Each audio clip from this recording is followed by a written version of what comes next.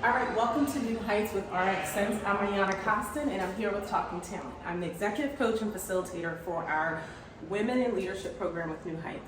I want to remind you that leadership doesn't always happen on Zoom or at home. Sometimes it happens outside in nice weather. So follow me outside as we talk a little bit more about it. Our leaders are out here today talking about how to have courageous conversations. We don't have to be in a classroom. We don't have to be at home. We just have to be vulnerable and share what we're doing. So let's take a look around and see what people are doing.